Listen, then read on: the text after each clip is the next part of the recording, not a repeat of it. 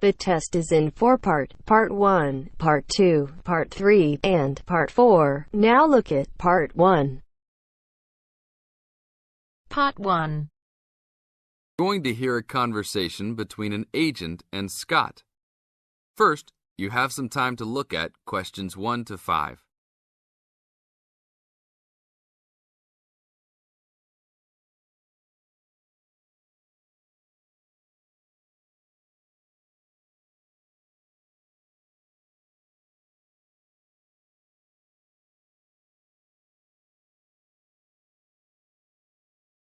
Now listen to the tape and answer the questions. Howdy, what can I do for you? I'm here to ship some things back to China. Okay, we can do that. Shipping things back, eh? Have you lived there before? Yeah, I lived there for 3 years and came back 2 years ago. Now I'm going back to start my own business. Really? Did you ship things with us last time? No, I used a Chinese shipping agency. Well, I'll just let you know that rates have changed recently, so I don't know if they'll be comparable to what you paid before. It doesn't matter to me. My company's paying for it. Aha, then it's nothing off your skin, right? Okay, I'll need your name and where you need to go to pick up the items to be shipped. My name is Scott Linder, Linder, and I live in upstate New York, Saratoga Springs. Oh, sure, I know that place. I go to the races there. Great town. What's the zip there again? 770425. And the street address is 412 West Lake Road. 770425 Westlake, got it. And how big of a container are you going to be looking for? Well, I didn't have a container last time, and I don't think I'll need one this time. I think that I'll have about 6 cubic meters. We can get a subsection of a container then. How big is that? It's 2 meters wide and 3 meters long. 2 meters high, right? Yes, sir.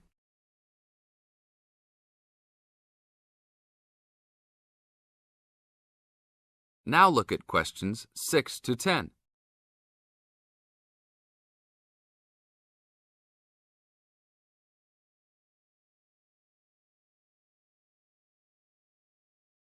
As the talk continues, answer questions 6 to 10. And for customs, I need to know what sort of items will you be shipping? Mostly furniture. But we'll also have quite a few boxes of books too. Any clothing? Nope. But we'll have some bicycles and wood that we use for a loft bed. Be careful with those bicycles. I hear bicycle theft is a big problem in China. Not if you know how to secure your bikes and where to store them. Well, good luck. How valuable do you want me to list the entire shipment as being? Let's say about $3,500. Great. Now you'll also have to go over to the customs department to check with them about shipping the wood over to China. I know there are concerns about termites, bugs, etc. No problem. It's the same wood I brought over from China last time. Then you should be okay. It's just a formality. And last of all, where would you like the shipment to be delivered? Well, I will live in Beijing, but let's ship it to Tianjin. My company will pick it up there. That's all right then. Have a nice trip. Thanks for your help.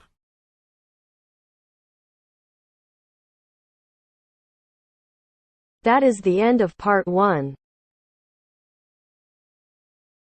You now have half a minute to check your answers.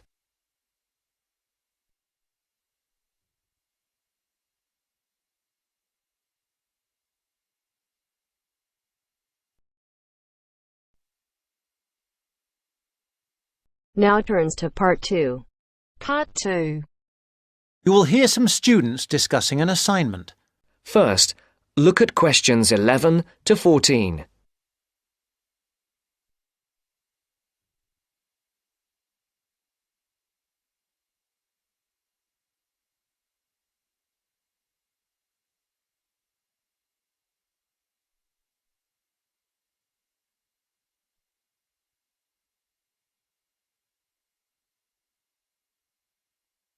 Listen carefully. Well, Fiona, we certainly have a lot of work to do this weekend. I wish now I hadn't spent so much time on my other assignment. Don't say that. You did really well. 80%. Yes, but this is different. It's not hard, really. It's just all a bit of a rush. We had loads of time to get the other one right, but this one is all a bit pressured. That's what makes me anxious, despite the preparation we've done. You shouldn't worry. What could go wrong? Look, let's look through what we can do to make sure it's okay. Well, the main difficulty that's bothering me is about defining the terms of reference. It's supposed to be about approaches to social welfare, right? Yes, but we're not expected to give a survey of what that means. That's not the point. We're supposed to be comparing the way welfare is approached in collectivist societies and what you might call capitalist societies. So we can concentrate on just that contrast. Yes. The other thing that bothers me is that I'm not really committed to either view. Well, I have strong opinions of my own, but that's not supposed to colour my judgment. How do you mean? Well, what you write for this is supposed to be unbiased. It specifically says that you shouldn't give a personal view. But Professor Green has a personal view. Yes, but that doesn't mean that we have to agree with him. And I don't think we'll do any better if we do. And how long does it have to be? The maximum is 4,000 words. What? But that's the maximum. We'll probably end up with about 3, but at least 2,000 is the minimum. Shouldn't be a problem. OK. Before the broadcast continues, look at questions 15 to 20.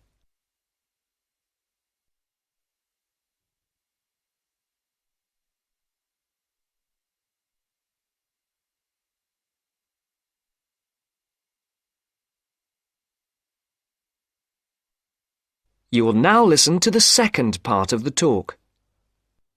Now, where can we get some information on all this?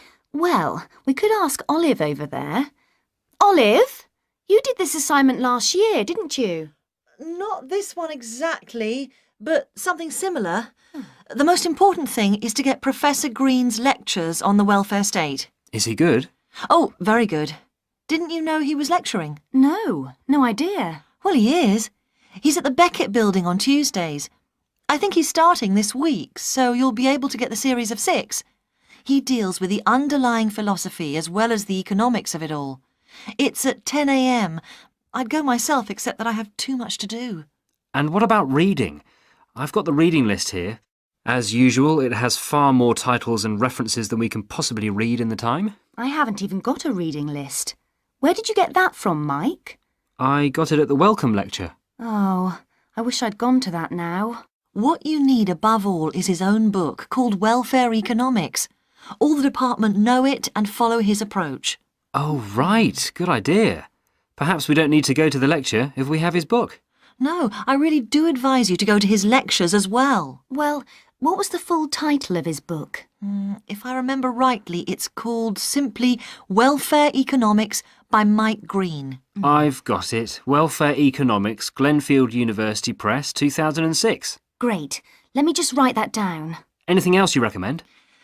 There's Edward Jones's book, Growing Old in Britain.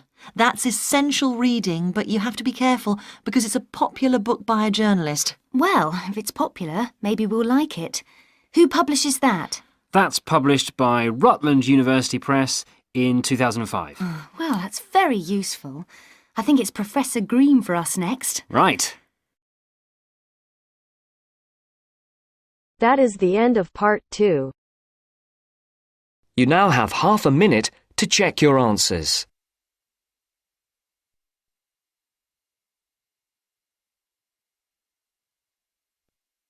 Now turns to part 3. Part 3. You will hear a radio program in which the speakers discuss the importance of looking after old people in winter. First, you have some time to look at questions 21 to 24.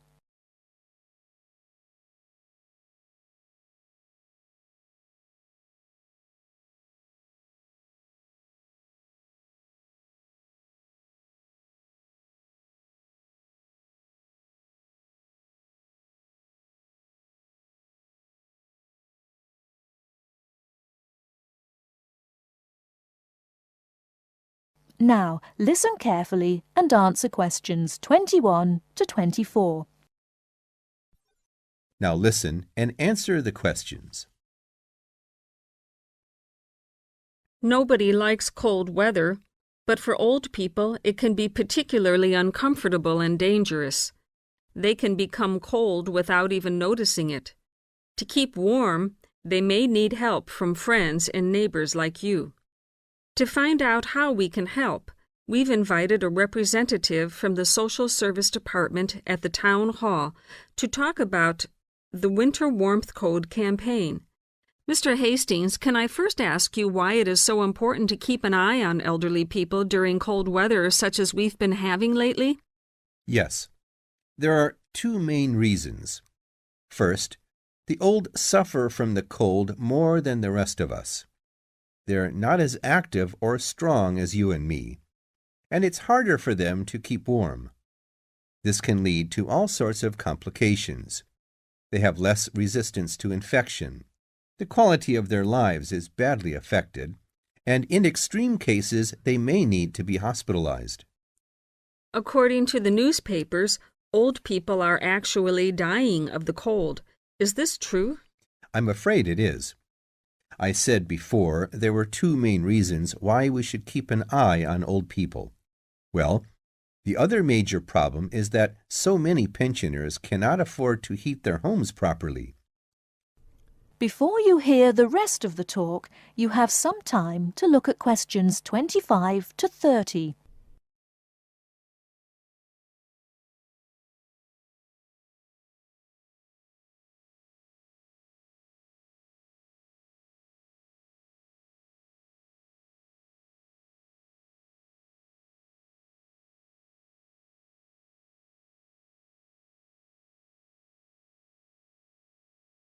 Now listen and answer questions 25 to 30. They may already be living in difficult circumstances. Then, in an exceptionally cold winter such as this one, they may just not have enough money to pay for the extra heating necessary. It seems terrible that in a society such as ours, this should be happening. It is. And what the Winter Warmth Code campaign aims to do is to bring this problem to the attention not only of the government, but of everybody else in society. We all have a duty towards our old people to make sure that they do not suffer in this cold weather. So now to the practical side of things. What can we do to help? Well, we all know someone old, a relative maybe, a neighbor, someone living round the corner.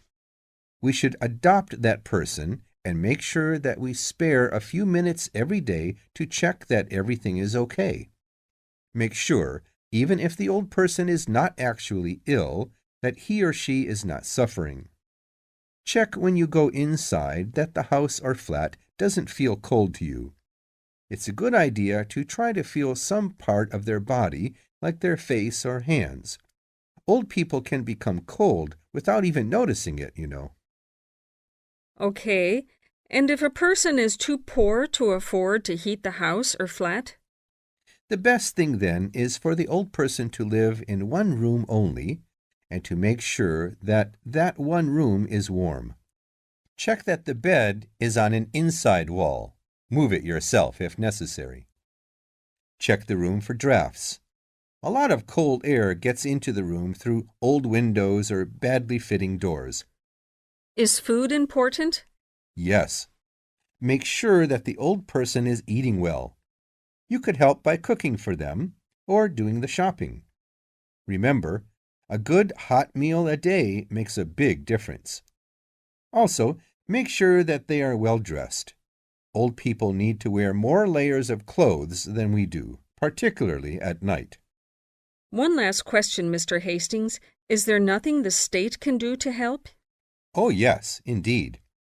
Contact your town hall to find out about local organizations already involved in this kind of work. If there is a local Meals on Wheels service, for instance, you could get your adopted old person on the list. Then, of course, there are also many state benefits which an old person could be entitled to, and which he or she doesn't know about, and which therefore he or she is not claiming. An extra problem here is that it can often be complicated, and old people don't like going to Social Security offices to fill in forms and all that. You can help by finding out for them what possibilities exist for claiming a little extra money from the government, then applying for it for them. That little extra could make all the difference. Yes, indeed. Well, Mr. Hastings, thank you for coming in and talking to us today. Thank you. That is the end of part 3. You now have half a minute to check your answers.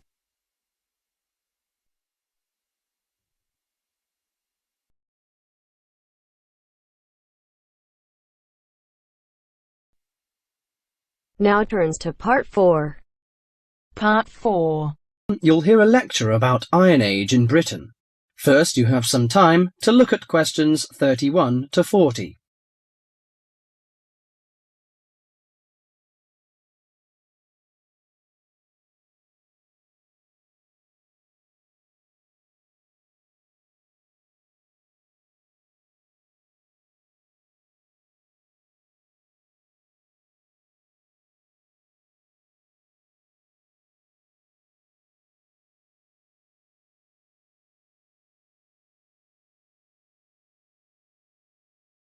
Now listen carefully to the message and answer questions 31 to 40.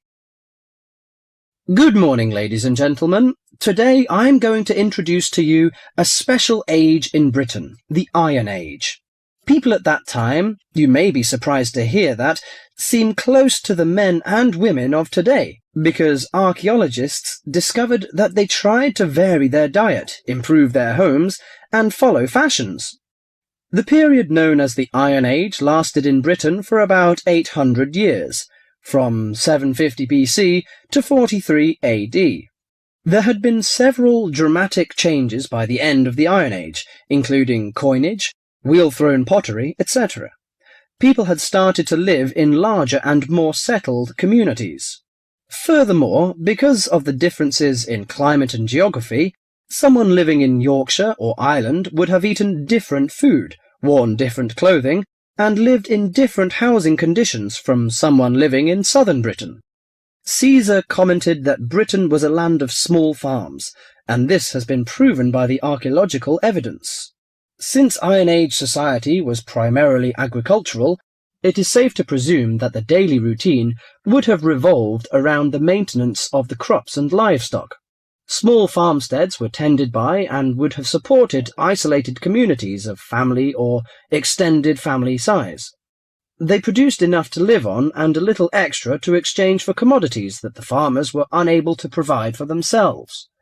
For those farms, harvested crops were stored in either granaries that were raised from the ground on posts or in bell-shaped pits 2 to 3 meters deep. Some 4,500 of these storage pits have been found within the hill fort interior at Danebury in Hampshire, and if they were all used to store crops, this would have essentially made the site one large fortified granary.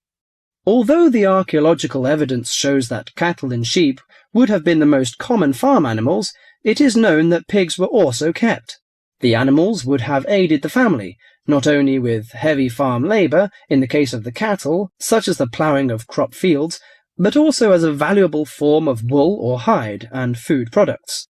Horses and dogs are also observed in the archaeological evidence from both faunal remains and artefacts.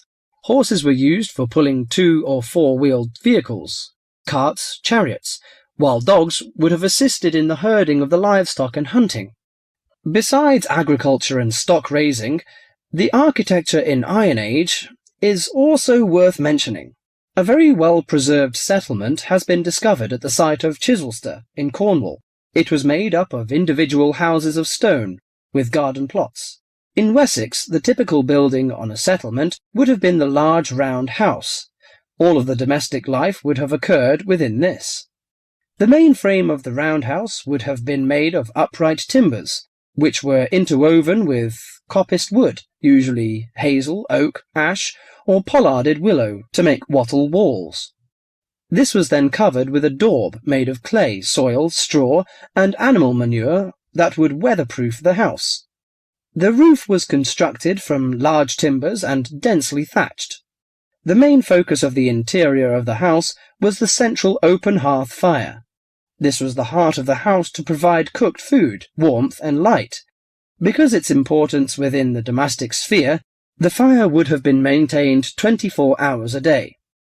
Beside the fire may have stood a pair of fire dogs, such as those found at Baldock in Herefordshire, or suspended above it a bronze cauldron held up by a tripod and attached with an adjustable chain.